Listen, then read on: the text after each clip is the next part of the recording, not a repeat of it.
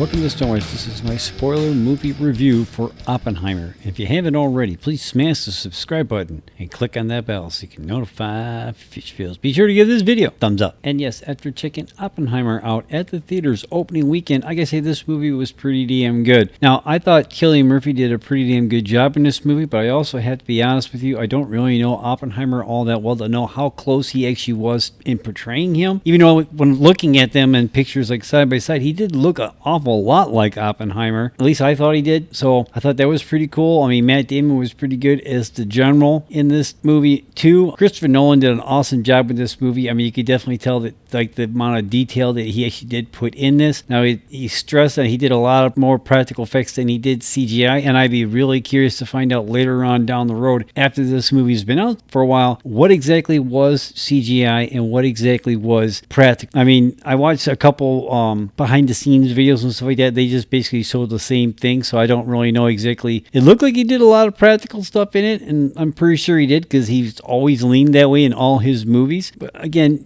you can only go so far. And I mean, I thought the explosion was actually pretty good. Now, how close it looked at the actual thing, I was a little underwhelmed. I was expecting more. I don't know why. And then I saw a breakdown video earlier on today saying that maybe we should have actually seen one of the bombs in Hiroshima or what have you. Like, we see one of them go off too, but we didn't really get to see that. You just see it getting driven away, and then the next thing you know, they're talking about it, but you don't actually really get to see that. I have to say, all I could think about when they were doing the testing in New Mexico, I kept on thinking about Indiana Jones and the Kingdom of the Crystal Skull. I know, I can't help it. I was waiting to see if there's somebody going to jump into a refrigerator or something.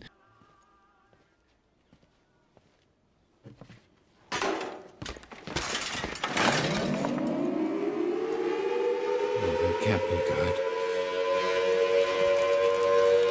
All personnel, it is now 1 minute to zero time.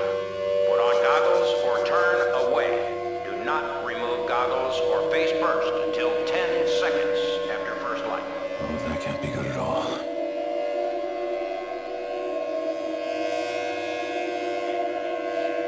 Bomba! Alla giaggiuzza! Wait! Wait! Stop!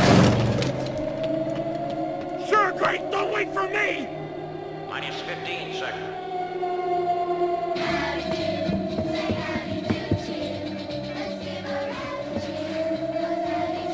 Minus 10 seconds. 9, 8, 7, 6, 5, 4, 3, 2, 1, 0.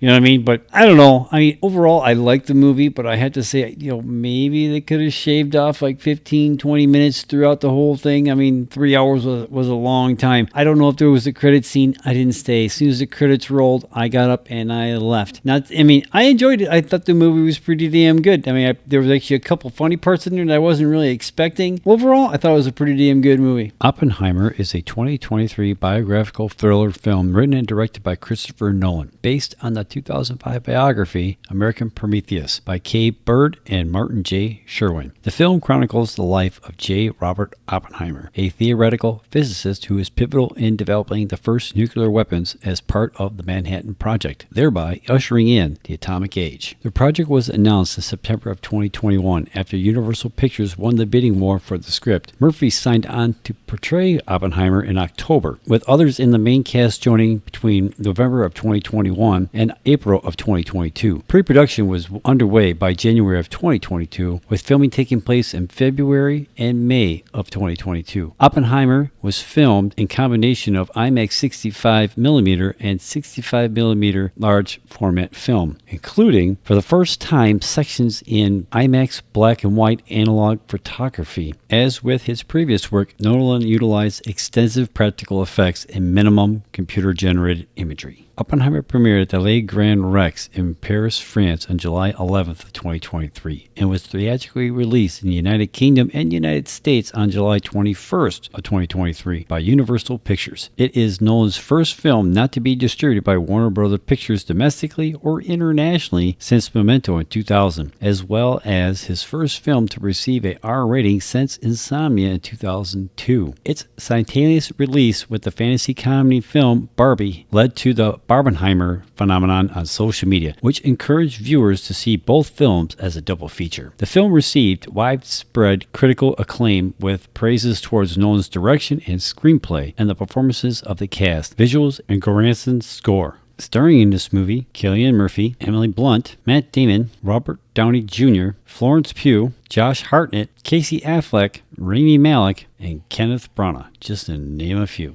Coming out of opening weekend, Oppenheimer is sitting with a Rotten Tomatoes score of 94%, with 306 top critics reporting in. Now, majority of the critics are loving this movie. Now, the general consensus of the critics is this. Oppenheimer marks another achievement from Christopher Nolan that benefits from Murphy's tour de France performance and stunning visuals. I have to agree. I mean, like I said before, I thought that Murphy was really awesome in this movie. I mean, I really liked him when he was in Peaky Blinders, and I have to say that he smokes a lot. So I think I had maybe something to do with him getting this role, maybe just like a little bit, because he smoked a lot in this movie, just about as much as he did on that Peaky Blinders show. Maybe it's just me. I mean, I used to smoke for years and stuff like that, and I quit like 7 years ago. So now you notice those things, and I'm like, man, you smoke a lot, dude. I mean, other than that, I thought this movie was awesome. Like the visuals were pretty good. I mean, I bought it. I mean, it was kind of weird how they jumped back and forth between the color version and the black and white version. Now, I guess like they're saying like when you saw the black and white version, that was like them like actually telling you exactly what was going on at the time. And when you see like the color version, that's kind of like when they're kind of like embellishing a little bit to what actually transpired. I think that's maybe kind of like what they're saying. I could be wrong. Now, over on the audience side, it's also sitting with a score of 94% with 1,000 plus fans telling you what they think. Now, it does appear that the critics and the fans are on the same page about this movie, and the box office is kind of reflecting that because it is doing, I think, pretty damn good at the box office. Now, with a reported budget of only $100 million, which I almost didn't believe that number. So I think that might end up adjusting. But as of right now, they're reporting only $100 million to actually make this movie, which is like, if that's true, holy smokes, man. I mean, holy smokes. Now, with its domestic open box office that's being estimated right now as of this recording of $80.5 million, I mean, that there alone almost brings back its production budget. And if you include its international box office of $93.6 million, which brings its total worldwide box office for its opening weekend to $174.1 million, which is not that bad for your opening weekend. And if your budget was only $100, and depending what your marketing budget was, you're almost in the profit range, right? Now, while I do think that this movie's doing pretty damn good at the box office this weekend, it's not good enough to take the #1 spot. And you know who took the #1 spot for this weekend? That's right, you guessed it. Barbie takes the #1 spot for the weekend, almost doubling what Oppenheimer made for the weekend. It's pulling in an estimate of $155 million. Now, I don't know what the budget was for Barbie, but oh my God, man. And it's kind of funny that it takes #1. Now, they've been saying this for the last week or so, that Barbie was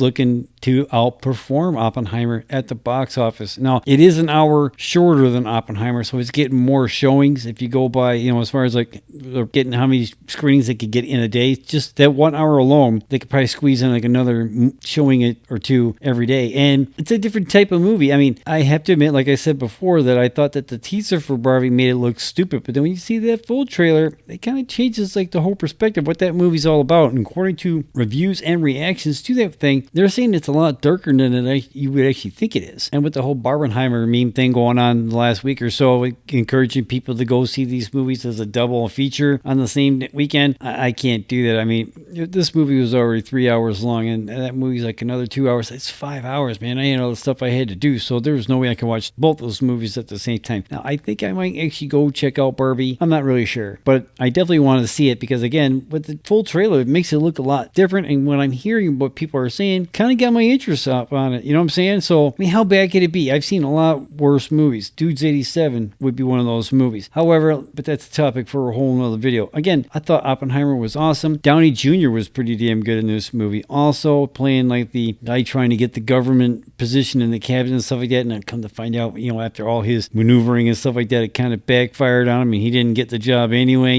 So I thought he was pretty damn good in this movie. I mean, as far as I don't know. Overall, I thought this movie was pretty damn good, but I do think it could have been a little bit shorter. Now we'll have to wait and see how this thing performs in week 2 to see if it has any legs or not. I mean, it doesn't really have much in the way of competition coming up with the next couple weeks here. We're coming down to the end of the summer season, and there's some movies that I want to see, but I don't think it's really going to affect Oppenheimer at the box office. I think the 3-hour runtime is probably going to hurt it the most as far as getting as many screenings. Overall, again, I like this movie. I thought this movie was pretty good. Could have been a little bit shorter. However, overall, I liked it. I'm glad I seen it. Now, there was that other movie that came out in 1989. It was called Fat Man and Little Boy, starring Paul Newman and Dwight Schultz. Paul Newman played the general, and Dwight Schultz played Oppenheimer. Now, I don't know how closely that movie is to this movie, but I was kind of curious to go and watch that movie and just to see. Now, you look at how much that movie cost and how much that movie made. It did not do well at the box office. I mean, I can't say that's probably why I didn't hear about it. That was 1989. I wasn't thinking about that kind of thing back in 1989. You know what I'm saying? I mean, Batman 89 was out then. That's where my mind was at. You know what I'm saying? So I kind of like to go check out this movie with Paul Newman and Dwight Schultz to see how it compares to this movie and how close it was. I mean, it kind of seems like that movie was focused more on the actual bombing of Japan. So maybe I should go check that movie out so I can see how close it is to this one. So overall, at the end of the day, I did like this movie. I thought it was pretty good. A little too long. Other than that, I thought this movie was pretty damn good. Probably one of Nolan's best movies, at least all the ones that I've seen. I haven't seen them all, but of all the Nolan movies that I've seen,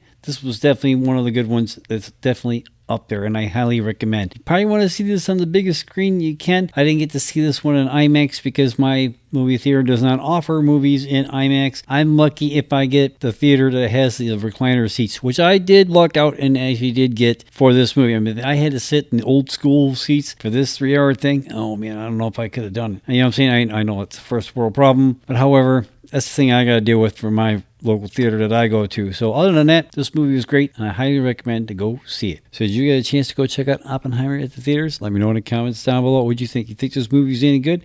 Let me know in the comments down below. And are you familiar with the 1989 movie with Paul Newman and Dwight Schultz for Fat Man and Little Boy? Let me know in the comments down below. I only know a little bit of what I've read. I haven't seen it yet, and I definitely think I'm going to go check that out. So let me know what you think in the comments down below.